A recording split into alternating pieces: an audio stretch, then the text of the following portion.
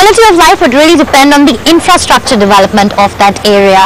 Of course, we can only hope that it comes along as planned. Let's move across to Delhi now. Well, those of us who are from Delhi, for us it's really hard to imagine that there's 100,000 acres of land waiting to be unlocked for more development. Well, that's exactly what Delhi's Master Plan 2021 intends to do. The Supreme Court has of course put a stay order on that because of environmental regulations. But my colleague Samira Jalali is going to find out what this land could actually mean for the property market of the city.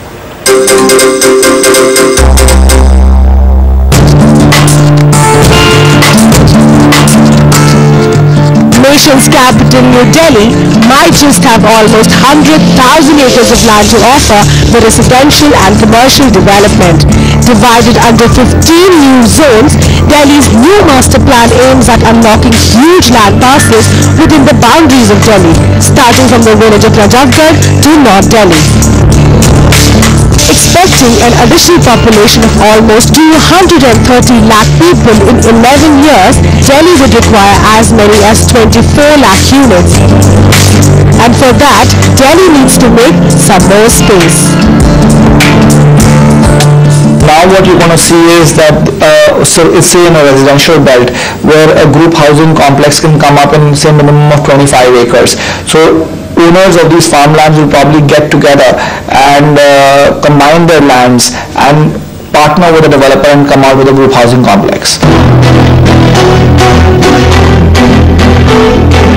Delhi's Leafy Ridge Road or the Chhatarpur area, known for its expansive farmhouses, are slated for further development in the master plan. As more land gets unlocked, Delhi runs the risk of losing its green spaces, and more land would affect property prices in the area as well.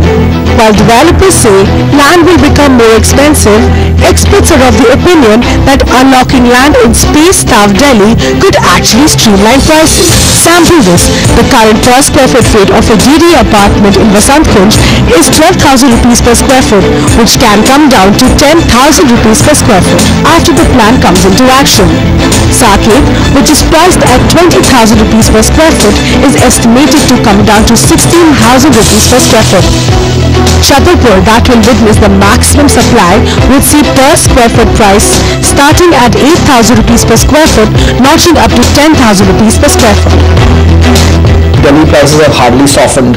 So we're hoping that Delhi gets now modern group housing condominium complexes like they are in Noida and Gurgaon.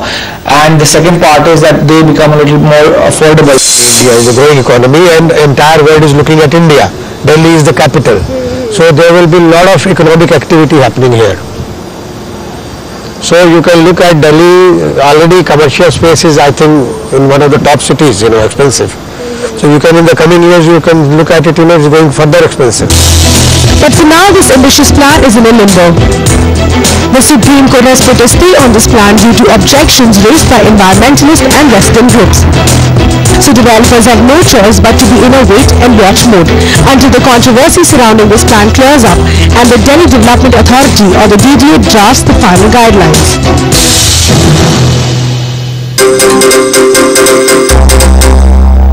We'll have to wait it out and see how much of that land really comes up for commercial and residential development. You can catch this story and all our other stories by logging on to our website bloombergutv.com, and we'd love to hear back from you on what you think of our show, so do send us your feedback on real estate at bloombergutv.com. We take up all your property related queries. We meet up with the residents of Ambience Lagoon in Gurgaon and get them some expert advice.